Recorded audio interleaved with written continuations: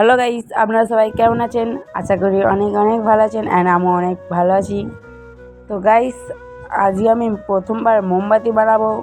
তো ভিডিওটা লাস্ট পর্যন্ত দেখতে থাকো এবং কমেন্টে জানিও যে মোমবাতিটা কীরকম হয়েছে। আর যারা আমার ইউটিউব চ্যানেলে নতুন, তো তারা আমাকে সাবস্ক্রাইব করে আমার পাশে থেকো। তো গাইস, আজকে মোমবাতি বানানোর পুরো প্রসেসটা এই ভিডিওর মাধ্যমে দেখতে পাবে। তো তার জন্য আমার ভিডিওটাকে লাস্ট পর্যন্ত দেখতে হবে। তো চলো ভিডিওটাকে শুরু করা যাক। তো মোমবাতি বানানোর জন্য প্রথমে আমি ছাঁচ নিয়ে এলাম। তো দেখো, এইটাই হচ্ছে মোমবাতি বানানোর ছাঁচ। তো একসঙ্গে এই ছাঁচটার মধ্যে 36টা মোমবাতি বানানো যাবে। তো ভালোভাবে আমি ছাঁচটাকে দেখে নিলাম। তো তোমরা নিশ্চয়ই দেখতে পেলে ভালোভাবে। তো এখন দেখো, এইটা হচ্ছে মোম। তো এই মোমটাকে আগে ভালোভাবে গুলিয়ে নিতে হবে। আর এই মোমটাকে তোমরা বিভিন্ন কালারে করতে পারো। তো আমি এখানে সবুজ কালারে করব, তাই জন্য আমি এখানে একটা সবুজ রং দিয়ে দিলাম। তো তোমরা মোম রং দিতে পারো, তোমরা যা ইচ্ছা রঙই দিতে পারো, তো দিলেই হবে। আর রংটা বেশি দেওয়া যাবে না, পরিমাণ মতো দিতে হবে। তো তারপর দেখো, গুলিয়ে নিলাম রংটাকে। তারপর সেই মোমটা ছাঁচের মধ্যে ঢালছিলাম। আমি না, আমার মা ঢালছিল, কারণ আমি পারতাম না। আমি লাস্টের দিকে একবার করব, ট্রাই করে দেখব।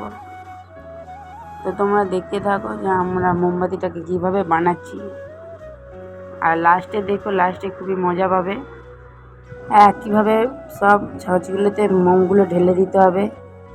তো তারপর কিছুক্ষণের জন্য রেখে দিতে হবে শুকনো হওয়ার জন্য। তো শুকনো হয়ে যাওয়ার পরে তোমরা ছাঁচ থেকে বার করে নিতে পারবে। তো দেখো, আমার মা এখন সুতোগুলোকে কেটে দিচ্ছে, কারণ ওইগুলো হচ্ছে মোমবাতি জ্বালানোর সুতো। তো তারপর ছাঁচটাকে পরিষ্কার করে নিচ্ছে মুখের কাজটা, নাহলে ছাঁচটা ভালোভাবে বেরোতো না, মোমগুলো ভেঙে যেত। তো দেখো কত সুন্দর মোমবাতিগুলো হয়ে গেছে। তো এটা ফার্স্ট টাইম আমরা বানালাম। তো আমার মাও ফার্স্ট টাইমই বানাচ্ছে। তো ভাবলাম তোমাদের সঙ্গে শেয়ার করি, তো তাই জন্য ভিডিওটা বানাচ্ছি। তো গাইস দেখো কত সুন্দর কালার হয়েছে। তো এবার এই মোমগুলোকে একে একে তুলে নিতে হবে। দেখো, আমি এখানে কটা মোমবাতি নিয়ে এসে দেখাচ্ছি। এই দেখো। তো এখনও এই যেগুলো গায়ে লেগে আছে ওগুলোকে পরিষ্কার করতে হবে। আর দুটো মোমবাতি একসঙ্গে যেটা আছে ওগুলোকে কেটে নিতে হবে। তো তারপর দেখো এখানে এবার আমি মোমবাতিটা বানাচ্ছি।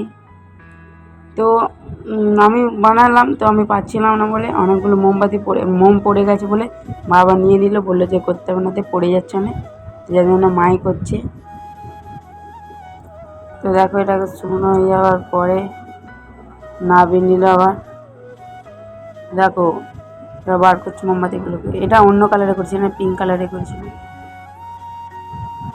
তো দেখো মোমবাতিগুলো কত সুন্দর হয়েছে। এইটা হচ্ছে আমি বানিয়েছি। তো গাইস, আজকে মোমবাতি বানানোর চকচকে থেকে ব্লগটা এখানেই শেষ। তো গাইস, আরও নতুন নতুন ভিডিও দেখার জন্য আমার চ্যানেলটাকে সাবস্ক্রাইব করো। আজকের মতো এখানে বাই।